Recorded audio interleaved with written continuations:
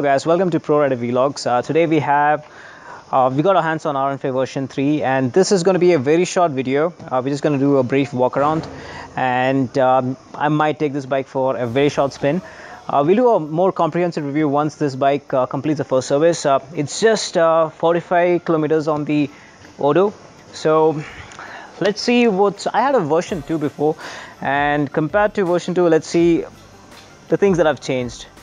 Well, I guess almost everything has changed with this bike except for the Delta box frame underneath it.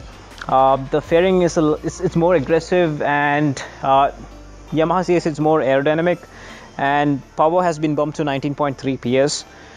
The torque remains the same, and also you have variable valve adjustment. Now it doesn't really make much of a difference lower down, but then once you cross 7,500 RPM, the bigger intake valves open, and then you can actually feel that sudden rush in power. So between 7,500 to 10,000 RPM is where this bike feels at its best. It's super punchy between 7,500 to 10,000 RPM, and it has an amazing top end. Let's take a look at the console here. Let's take a look at the speedometer. That's a good thing. It says hi Prem. Prem is the name of the owner here. It is. You can customize it. This console is it has much more features than the one offered in version 2.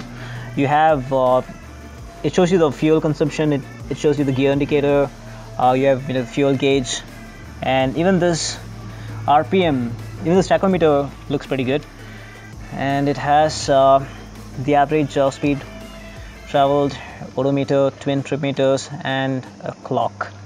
It also has a shift indicator, and this light glows when the variable valve actuation kicks in, and also when you cross a particular rev range. It has a 282mm disc at the front and 240mm disc at the rear. The thing which I quite didn't like about this bike, are the tires. The stock tires are MRF Nylon grip zappers, and I don't think they're radials. It kind of looks flat, not rounded. So that might affect the handling of the bike, but nonetheless, this bike, thanks to its perimeter frame, it handles really well. And I think if you put a Metzler or a Pirelli at the rear, it should handle even better. We all know R15 is the benchmark when it comes to handling in 150 to 200cc segment. And this bike has twin LED headlamps in the front, and the owner confirmed that the throw and spread of light is much better than the ones in FZ25. Okay, I'm gonna take this bike for a very short spin, maybe around 500 to 600 meters. This bike doesn't feel heavy at all, and I'm around 5 feet 7, and as you can see here, both my feet are planted on the ground. So if you're around 5'7", 5'8", you don't have to worry about buying this bike.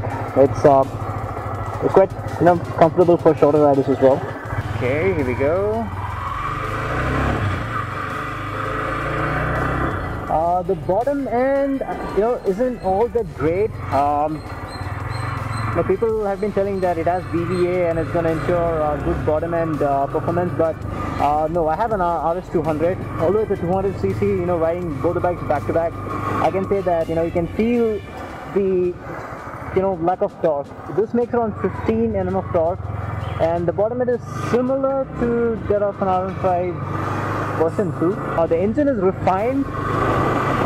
It's a new engine. I don't feel any vibes, but I can feel a little bit of roughness, but that could be because it's a new bike, and the gearing is a bit on the taller side. Handling is quite good. I was a little doubtful about the tires, but god, this feedback from the chassis. You just twist the throttle, and then if you just slightly steer the handling, and you can actually see how communicative this chassis is. One thing I've noticed is, when you downshift, I'm just going to show this to you. So I'm in 4th gear, and when you're downshifting it, the 3rd and 2nd, it's just so damn smooth because of the slipper clutch.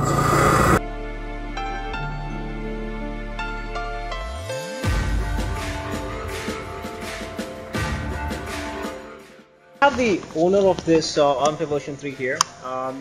So Prem, thanks for the ride. I just want to know, why did you choose this bike over the likes of RS200 or FZ25, where you can buy a more powerful bike, but if you get a 150cc? The obvious reason is the looks. Okay, yeah. That is the major factor, I will say. Second thing is the use of technology in this bike. For example, the VVA, the slipper clutch, which I don't think is available below 2 lakhs in any other bike. But don't you think that Yamaha should have offered at least a single channel ABS? I do think At that. this I price think range? everybody thinks that. But then I also see a point that right now it's costing around 160 in on road in Bangalore. To include a ABS, it will cost around 180. Okay. And I don't think everybody will want to buy a bike which costs 180 and it is 150cc. Okay. So the lack of ABS is not a deal breaker for you? I mean, I think it is very important to have ABS, especially in a city like Bangalore. But for me, it was not, because I think I ride pretty safe.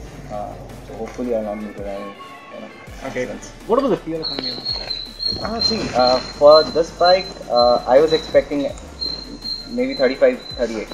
Okay, because my past bike was Phaser, it was also 150cc and it was giving me 40, 41. But I'm amazed to see it is giving around 45, 46. Okay. Alright, you sound like a really happy owner. So, there you go guys, Prem, and he owns this brand new, R15 version 3.